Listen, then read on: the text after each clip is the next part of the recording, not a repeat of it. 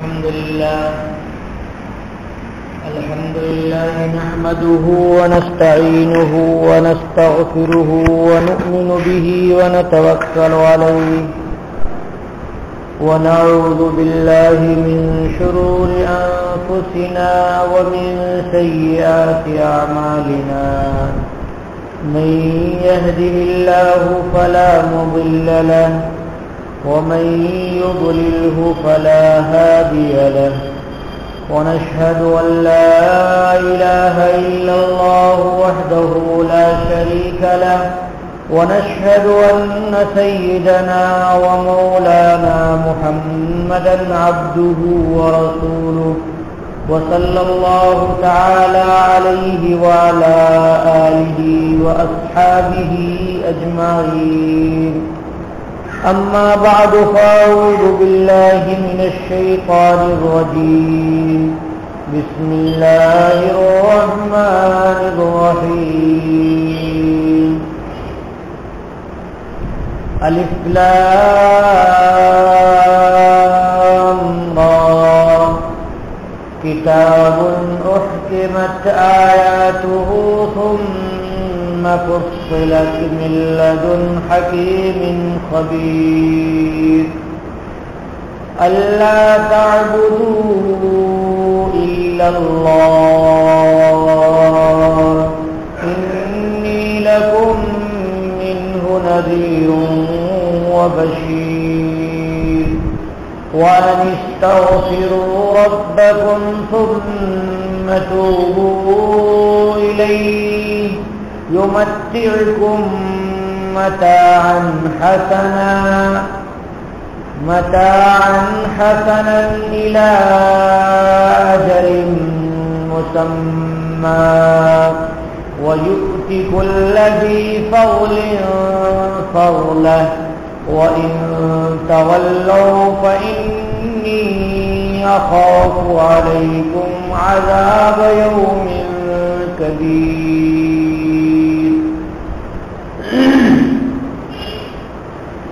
یہ سورہ ہود ہے. حضرت ہود علیہ السلام کی طرف اس سورت کی نسبت ہے، اس لیے کہ اس سورت میں حضرت ہود علیہ السلام کا ذکر اور ان کے قصے کا ذکر، ان کی دعوت کا ذکر اور قوم کے نہ ماننے پر ان کی قوم پر عذاب آنے کا ذکر اللہ تبارک و تعالیٰ نے اس صورت میں کیا ہے. اس صورت میں حضرت ہود علیہ السلام کا ذکر 5 جگہ ہے، یعنی 5 بار اللہ تبارک و تعالیٰ نے حضرت ہود علیہ السلام کا نام لیا ہے. اس کے علاوہ دوسری صورتوں میں صرف 2 مرتبہ نام لیا ہے. اس لیے حضرت ہود علیہ السلام کا کل قرآن پاک میں 7 جگہ اللہ تبارک و تعالیٰ نے نام لیا. اس صورت میں خاص طور سے حضرت ہود علیہ السلام کے قصے کو ذکر کیا اللہ نے، اس لیے اس سورت کا نام سورہ ہود رکھا گیا.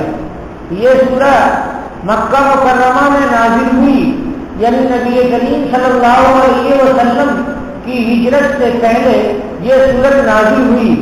اس سورت میں اللہ تبارک و تعالیٰ نے بہت ساری حکمتیں اور بہت سارے احکامات بیان فرمائے ہیں. توحید کو بیان کیا ہے، رسالت نبی جناب محمد رسول اللہ کو بیان کیا ہے صلی اللہ علیہ وسلم. آخرت کے ذکر کو بیان کیا ہے اور معاد کو ذکر کیا ہے، جنت کا ذکر ہے، جہنم کا ذکر ہے.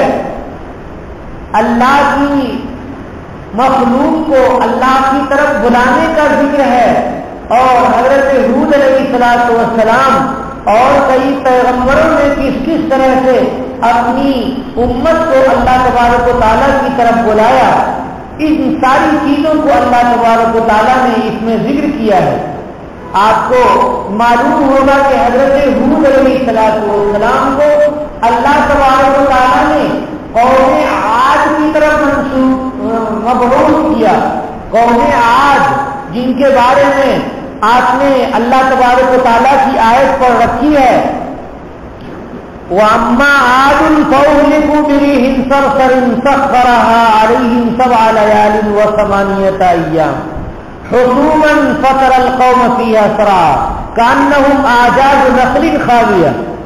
اور جیسے آپ نے ارم ذات العماد التي لم يخلق مثلها في البلاد، یہ سب آیتیں پڑھی ہیں.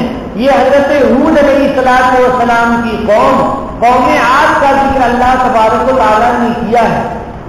حضرت نوح علیہ السلام کی 5ویں نسل میں 5ویں پشت میں حضرت ہود علیہ السلام ہیں، جن کو اللہ تبارک و تعالیٰ نے نبوت میں سرفراز کیا.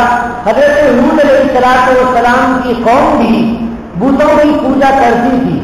میں نے بتایا کہ حضرت نوح علیہ السلام کے وقت میں اللہ تبارک و تعالیٰ نے پوری دنیا کی آبادی کو ختم فرما دیا. جتنے مشرکین تھے سب کے سب ختم ہو گئے، جتنے کفار تھے سب کے سب ختم ہو گئے. پھر اللہ تبارک و تعالیٰ کی زمین پر صرف حضرت نوح علیہ السلام کی 3 اولاد کی نسل چلی اور دوسرے مومنین کی آگے نسل نہیں چلی.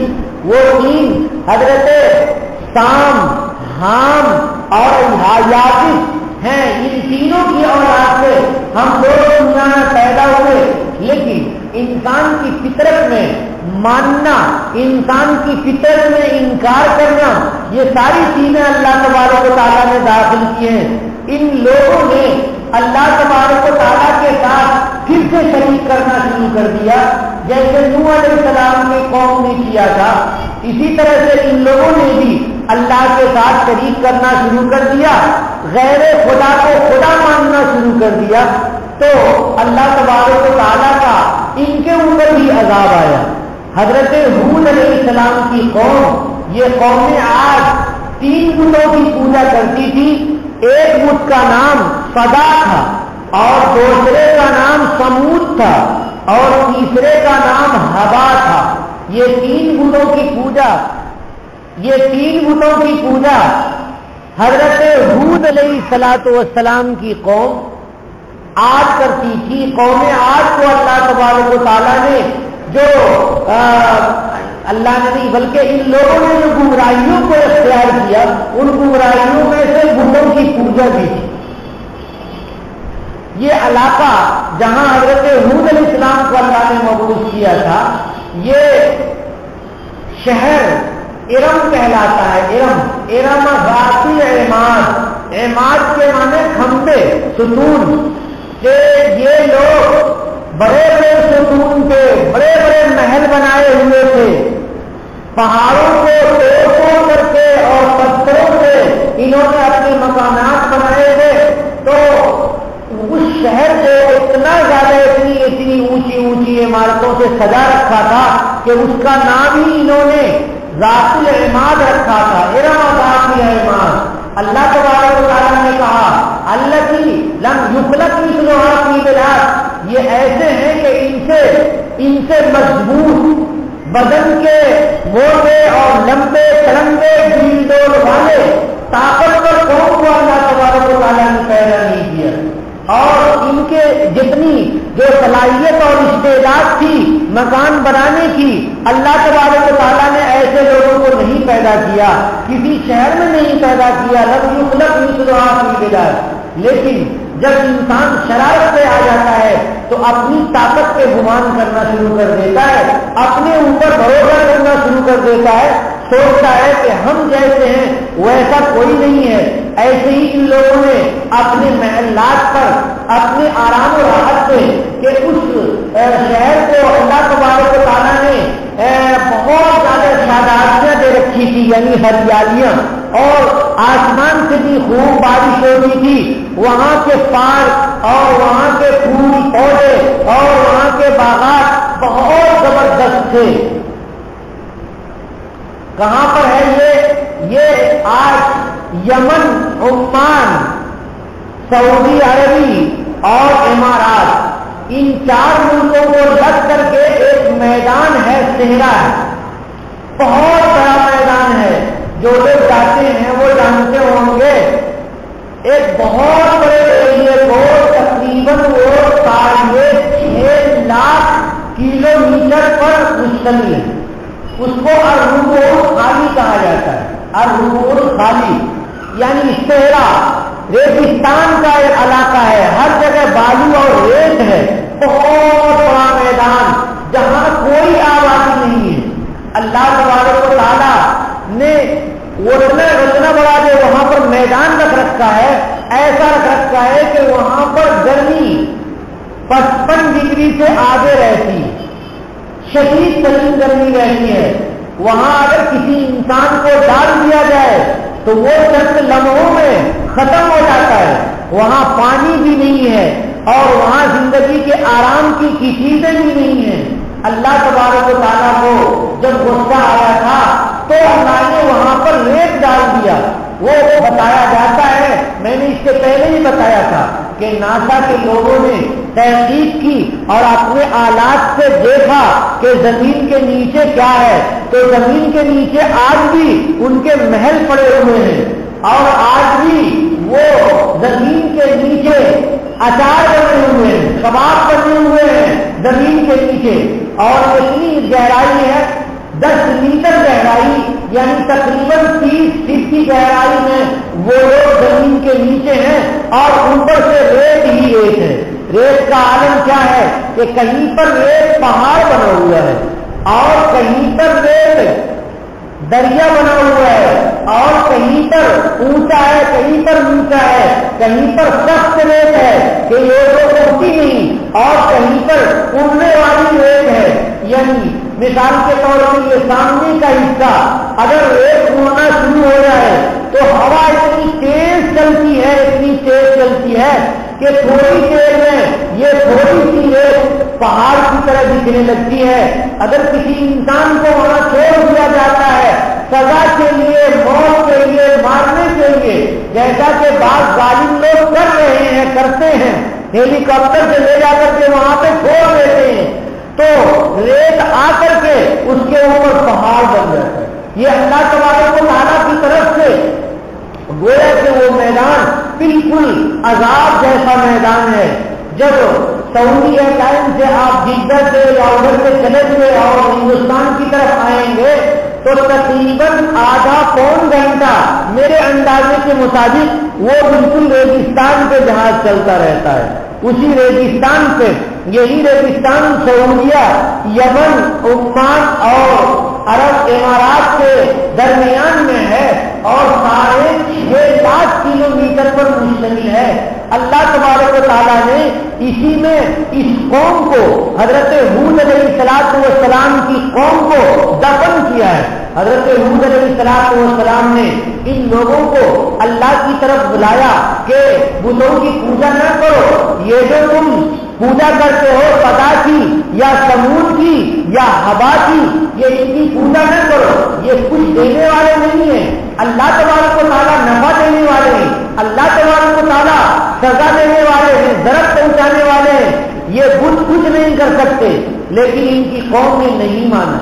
اللہ تبارک و تعالیٰ نے ان کے اوپر قحط سالی نازل کر دی، یعنی یہ کہ بارش نہیں ہو رہی ہے. جب قوم نافرمانی کرتی ہے روئے زمین پر، انسان نافرمانی کرتے ہیں تو اللہ تبارک و تعالیٰ بارش کو روک لیتے ہیں.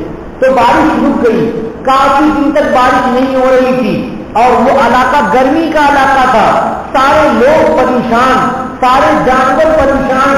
بس اللہ تبارک و تعالیٰ کو ان کے عذاب دینا تھا، اس لیے ایک کالا بادل سا آنے لگا. سارے لوگ خوش ہو گئے کہ واہ واہ، اب تو بارش ہونے والی ہے، بارش ہونے والی ہے. سارے لوگ اپنے گھروں میں چل کر کے اور بارش کے لیے میدان میں چلے آئے. جب وہ بادل آیا تو وہ پانی کا بادل نہیں تھا، وہ آگ کا بادل تھا اور آندھی تھی اور طوفان تھا. اللہ تبارک و تعالیٰ نے ریت کے طوفان کو ان کے اوپر سے کیا تو ان کے منہ میں ریت، ان کی سانسوں کے ذریعے ناکوں میں ریت، ان کی آنکھوں میں ریت، کانوں میں ریت، اور تھوڑی دیر میں ریت میں یہ پریشان ہوتے رہے کہ اللہ تعالیٰ نے ریت کے اندر ان کو ڈھک دیا اور پھر اوپر بھی ریت چلتی رہی اور ہوا کا طوفان چلتا رہا، یہاں تک کہ 30 فٹ اونچا چوٹائی پر ریت ہو رہی اور یہ سارے کے سارے لوگ نیچے ہو گئے، ان کے مکان سارے کے سارے دب گئے. یہ اللہ تبارک و تعالیٰ کی طرف سے حضرت ہود کی قوم سے اللہ کا عذاب آیا تھا. حضرت ہود علیہ السلام وہاں سے بچ گئے تھے اور محفوظ جگہ میں اللہ تعالیٰ نے ان کا انتظام کیا تھا.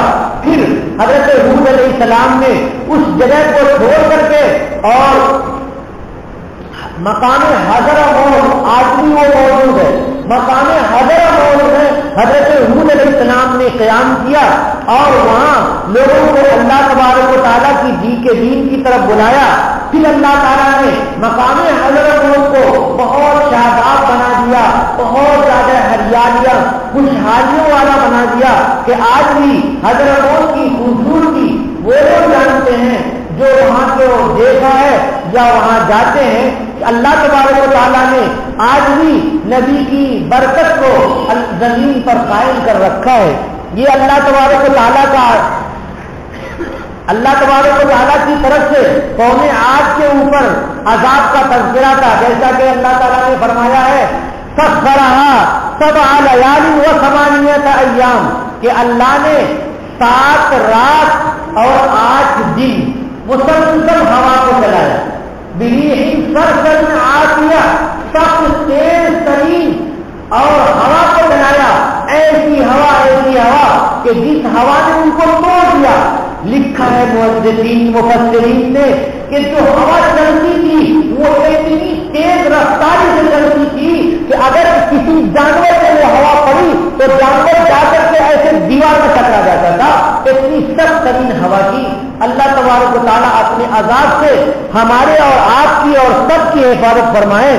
یہ اللہ کا عذاب یہ ان لوگوں پر آتا ہے جو اللہ کے نافرمان ہو جاتے ہیں.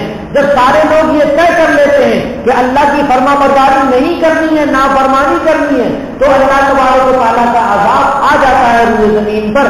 اللہ تعالیٰ ہماری حفاظت فرمائے. یہ سورہ ہود ہے.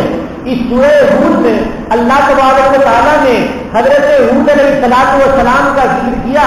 اسی کے ساتھ اس کی فضیلت میں یہ لکھا ہے کہ نبی کریم صلی اللہ علیہ وسلم کا فرمان لکھا ہوا ہے. جلالین شریف کے حاشیے میں لکھا ہوا ہے کہ جو آدمی سورہ ہود کی تلاوت کرے تو اللہ تبارک و تعالیٰ اس تلاوت کی برکت سے اس آدمی کو کتنا ثواب دیتے ہیں؟ قوم نوح کے برابر ثواب دیتے ہیں. یعنی قوم نوح میں کچھ لوگ تو ایمان لانے والے تھے ان کے برابر بھی، اور کچھ لوگ بہت سے لوگوں نے ایمان قبول نہیں کیا تھا، ان سب کو اللہ نے خرچ کر دیا. ان سارے لوگوں کے برابر اللہ تبارک و تعالیٰ سورہ ہود کے پڑھنے میں ثواب عنایت فرماتے ہیں. بتائیے اللہ تبارک و تعالیٰ کتنے فیاض ہیں، اللہ کو کتنے بڑے داتا ہیں کہ اللہ تبارک و تعالیٰ ایک مرتبہ پڑھنے سے اتنے زیادہ ثواب عنایت فرماتے ہیں. تو قرآن کی تلاوت کی طرف ہمیں توجہ دینی چاہیے، قرآن کی طرف ہمیں توجہ دینی چاہیے. ہم نے عرب میں دیکھا ہے کہ مسجد میں آنے والا ہر آدمی قرآن پاک کو اپنے ہاتھ میں لے لیتا ہے اور پڑھتا رہتا ہے، مگر ہم اپنے ہندوستان میں دیکھتے ہیں کہ اکثر لوگ قرآن پاک نہیں پڑھتے. کچھ آگے بیٹھے ہوئے لوگ قرآن اگر ہاتھ میں لے لیتے ہیں تو لے لیتے ہیں، سارے لوگ نہیں لیتے. کیا سوچتے ہیں کہ آگے بیٹھے والا کی پیٹھ ہے تو پیٹھ کے پیچھے قرآن کیسے پڑھو گے؟ ارے بھائی پیٹھ کے پیچھے نہیں پڑھو، آجو بازو دو آدمی بیٹھے ہیں تو پیٹھ کے پیچھے نہیں، آجو بازو ایسا کر لو کہ دونوں آدمی کے بیچ میں قرآن پاک رہے تو بالکل پیٹھ تو نہیں پڑے گی. اس لیے احتیاط کر کے بھی قرآن پاک سے قریب ہونا چاہیے. آج قرآن کو چھوڑ رہے ہیں، نہ تو ہم اپنے گھروں میں پڑھتے ہیں اور نہ تو ہم اللہ کے گھر مسجد میں پڑھتے ہیں. تو بتائیے کہ ہم کون سا اچھا کام کر رہے ہیں کہ جس سے اللہ تبارک و تعالیٰ خوش ہو جائے. اللہ کے نبی صلی اللہ علیہ وسلم کو سورہ ہود اور دوسری سورتوں کی فضیلت بتا رہے ہیں. ایک مرتبہ پڑھنے سے اللہ اتنا ثواب عنایت فرماتے ہیں اور ہم قرآن پاک سے دور، قرآن کی تلاوت اور قرآن کے سمجھنے سے اور قرآن پاک پر عمل کرنے سے دور ہیں. سورہ ہود کے مضمون کو غور کر کے پڑھنا چاہیے، ترجمے کے ساتھ ملا کر کے پڑھنا چاہیے. ایک مرتبہ حضرت ابوبکر صدیق رضی اللہ تعالیٰ عنہ جو حضرت نبی کریم صلی اللہ علیہ وسلم کے سامنے موجود ہیں، انہوں نے کہا یا رسول اللہ آپ کے داڑھی کے بال چند سفید ہو گئے، چند بال سفید ہو گئے، یعنی گویا کہ حضرت آپ کا بڑھاپا آ گیا، یعنی حضرت ابوبکر صدیق غمگین ہیں کہ رسول اللہ صلی اللہ علیہ وسلم اپنی عمر میں بڑھاپے کی طرف پہنچ رہے ہیں اور دین کا پیغام لے کر کے آئے ہیں۔ نبی کریم صلی اللہ علیہ وسلم کو تو بالکل جوان ہی رہنا چاہیے۔ حضرت ابوبکر صدیق رضی اللہ تعالیٰ عنہ کی یہ بات سن کر کے نبی کریم صلی اللہ علیہ وسلم نے کیا جواب دیا، یاد کرنے کے لائق ہے۔ شیبتنی ہود، مجھے سورہ ہود نے برا بنا دیا ہے، سورہ ہود کی تلاوت نے مجھے برا بنا دیا ہے۔ اس میں جو عذاب کا ذکر ہے اور اس میں جو نافرمانی سے سزا کا ذکر ہے اور اس کا جو مضمون ہے، رونگ سے کھڑے کر دینے والا، اندر سے چلا دینے والا، لڑکا دینے والا، کپ کپا دینے والا، یعنی اپنے وجود کو متحرک کر دینے والا جو مضمون اس سورہ ہود میں اللہ تبارک و تعالیٰ نے بیان کیا ہے، اگر کوئی انسان اس کو سمجھ کر کے پڑھے تو اندر سے وہ ہل جائے گا۔ نبی کریم صلی اللہ علیہ وسلم پر اس سورت کے پڑھنے کا ایسا احساس ہوتا تھا کہ حضور اکرم صلی اللہ علیہ وسلم نے ارشاد فرمایا شیبتنی ہود، کہ مجھے سورہ ہود نے برا بنا دیا۔ یہ ہے سورہ ہود کے سلسلے میں چند باتیں۔ اللہ تبارک و تعالیٰ ارشاد فرماتے ہیں الف لام را، الف اور لام اور را یہ تین حروف ہیں، کٹ کے پڑھے جاتے ہیں۔ الف کو الگ پڑھا جاتا ہے، لام کو الگ پڑھا جاتا ہے، را کو الگ پڑھا جاتا ہے۔ اس طرح سے یہ تین حروف ہو گئے اور کٹ کے پڑھنے کو کٹ کر کے پڑھے جانے والے حروف کو مقطعات کہا جاتا ہے، حروف مقطعات، یعنی ان کو جوڑ کے نہیں پڑھیں گے۔ جب جوڑ کے نہیں پڑھیں گے تو اس کا کوئی معنی نہیں ہوگا، اور جو مفہوم الگ الگ پڑھنے میں ہے وہ مفہوم اور وہ مضمون اللہ تبارک و تعالیٰ جانتے ہیں، انسان کو اللہ تبارک و تعالیٰ نے نہیں بتایا۔ جو مضمون اللہ تعالیٰ نے انسان کو نہیں بتایا اس کے چکر میں پڑھنے کی ضرورت نہیں ہے۔ اس لیے کتاب احکمت آیاتہ، آگے اس مضمون کو سمجھیے، کتاب احکمت آیاتہ یعنی ھذا کتاب، یہ قرآن یہ کتاب ہے احکمت آیاتہ، اس کی آیتوں کو مضبوط کیا گیا ہے۔ مضبوط کا مطلب کیا ہوا کہ لا یاتیہ الباطل من بین یدیہ ولا من خلفہ، یہ باطل اس قرآن پاک کے قریب نہیں آ سکتا، نہ تو باطل سامنے کی طرف سے آ سکتا ہے، نہ باطل اس قرآن پاک کے پیچھے کی طرف سے آ سکتا ہے۔ یہ اللہ تبارک و تعالیٰ کا نازل کردہ قرآن ہے کہ لوح محفوظ سے اللہ نے حضرت جبریل علیہ السلام کو عنایت کیا، اور وہ بہت مضبوط فرشتے ہیں، ان سے کوئی چھین نہیں سکتا اور اس میں کوئی ملاوٹ نہیں کر سکتا، نہایت امانت دار فرشتے ہیں۔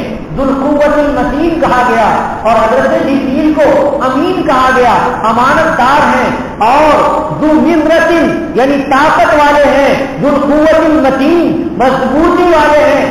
اس طرح سے اللہ تعالیٰ نے فرشتے کے ذریعے حفاظت کے ساتھ قرآن پاک کو جناب محمد رسول اللہ صلی اللہ علیہ وسلم کے قلب اطہر پر نازل فرمایا، اور نبی کریم صلی اللہ علیہ وسلم نے بلا کسی کمی کے اور بلا کسی اضافے کے اپنے صحابہ کرام کو پہنچایا۔ صحابہ کرام کو قرآن پاک ملتا تھا، سب لوگ مل کر کے صفہ پہ بیٹھ جاتے تھے، صفہ ایک چبوترا ہے، بیٹھ جاتے تھے اور وہاں پر یاد کرتے تھے، اور یاد کرنے کے بعد نماز میں کھڑے ہو جاتے اور نماز میں اس کی تلاوت کرتے، راتوں کو کھڑے ہو جاتے اور اس کی تلاوت کرتے تھے۔ اس طرح سے قرآن پاک صحابہ کرام کے زمانے میں محفوظ رہا اور سینے میں محفوظ رہا، پھر صحابہ کرام کے بعد اور آج تک اللہ تبارک و تعالیٰ نے قرآن کو محفوظ کر رکھا ہے۔ احکمت آیاتہ یعنی قرآن کی آیتیں نہایت مضبوط ہیں، نہایت محکم ہیں، یعنی اس میں کسی طرح کی کوئی کمی نہیں ہے۔ ثم فصلت من لدن حکیم خبیر، پھر ان آیتوں کو اللہ تبارک و تعالیٰ نے مفسر کیا، یعنی اس کے مضمون کو پھیلایا، اس کے مضمون کو سمجھایا نبی پاک جناب محمد رسول اللہ صلی اللہ علیہ وسلم کے ذریعے اس کتاب کو اللہ نے سمجھایا۔ اس کتاب میں اللہ نے اپنے احکامات بھی بیان کیے، اللہ نے اپنی نصیحتیں بھی بیان کی، اللہ تبارک و تعالیٰ نے انبیاء کے قصے بھی بیان کیے۔ ان قصوں کو بھی نبی کریم صلی اللہ علیہ وسلم نے سمجھایا اور پھیلایا، اور نصیحت کو بھی نبی کریم صلی اللہ علیہ وسلم نے سمجھایا اور امت کو پھیلایا۔ اسی طرح سے اللہ کے نبی صلی اللہ علیہ وسلم نے قرآن پاک میں بیان کیے ہوئے احکامات کو بھی سمجھایا اور پوری امت کو پھیلایا۔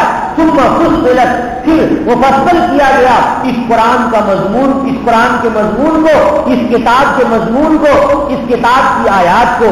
من لدن حکیم خبیر، حکمت والی ذات، یعنی اللہ تبارک و تعالیٰ کی طرف سے، کہ اللہ جانتے ہیں حکمت کہ پہلے تھوڑی تھوڑی آیتیں نازل کی، تھوڑی تھوڑی آیتیں نازل کی، اور اس کے بعد صحابہ کرام کے سینوں میں ان آیتوں کو بتایا۔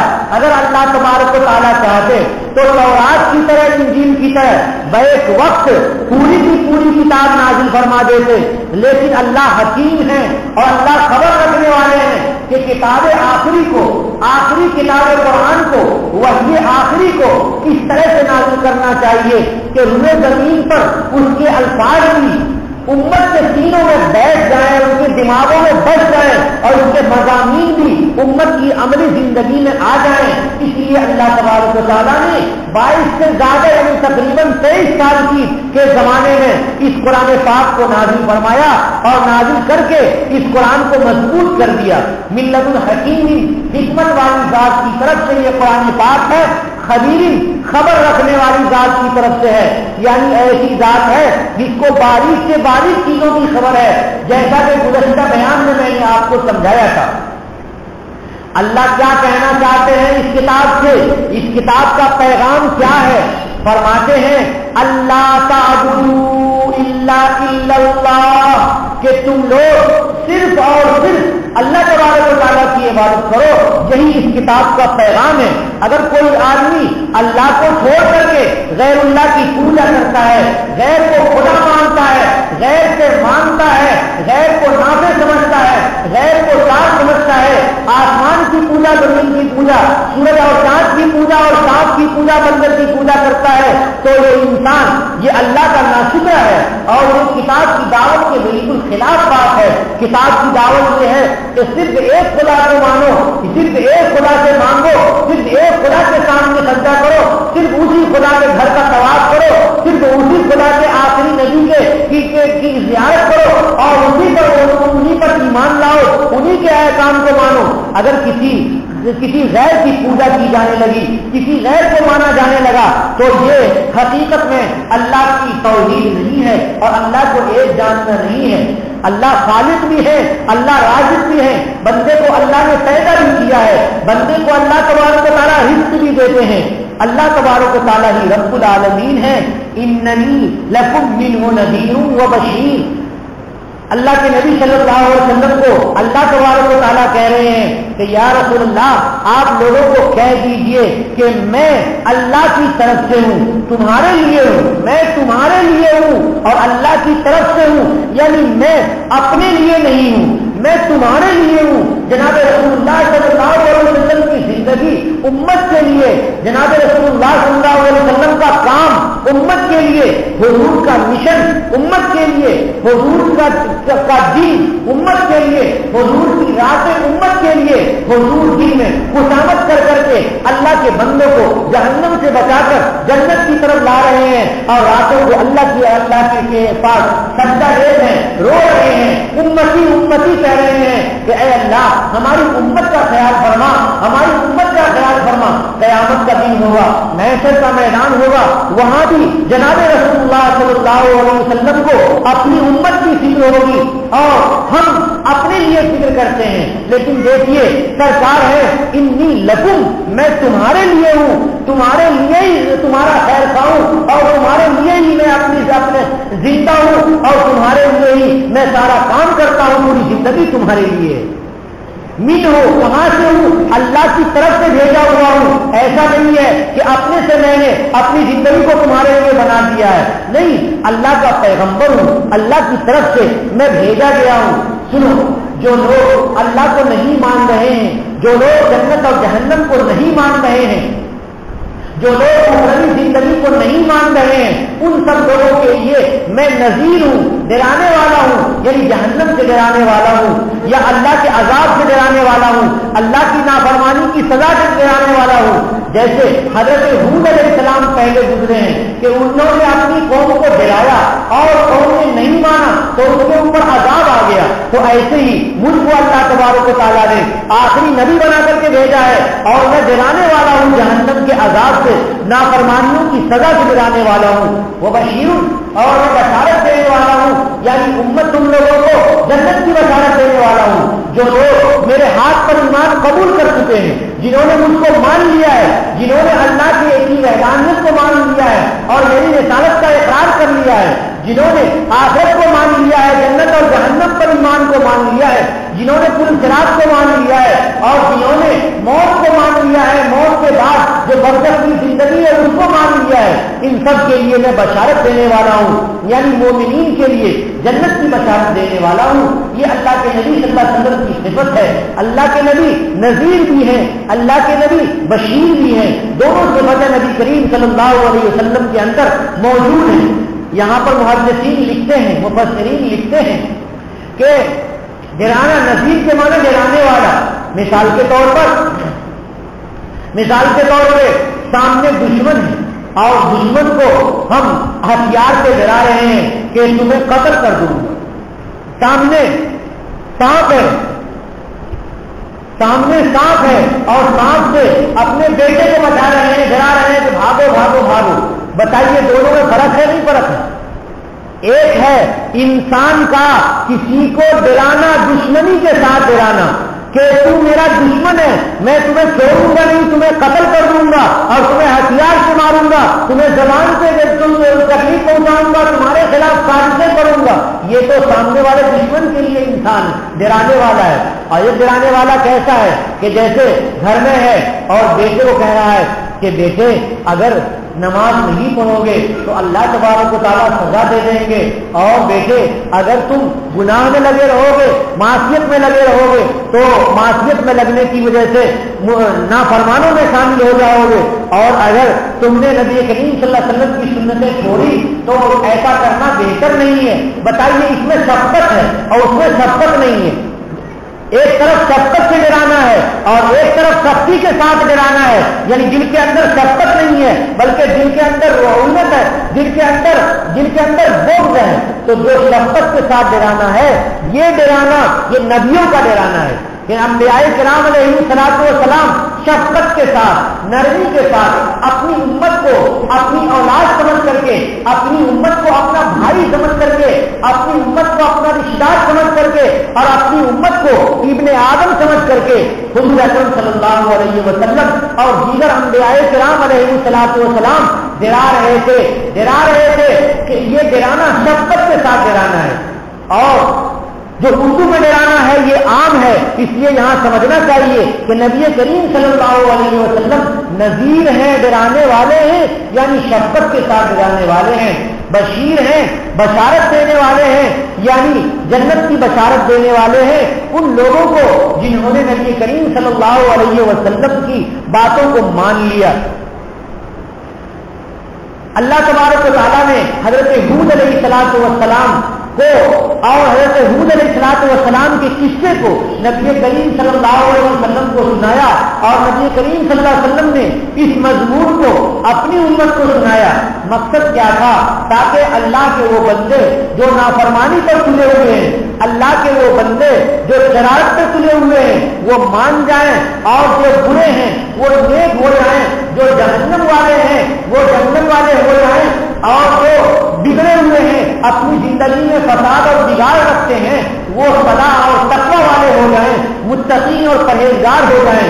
اللہ کے نبی صلی اللہ علیہ وسلم نے اپنی نصیحتوں کے ذریعے، اپنی محنتوں کے ذریعے، اپنی دعوتوں کے ذریعے یہی سارا پیغام دیا جو حضرت ہود علیہ السلام نے دیا تھا.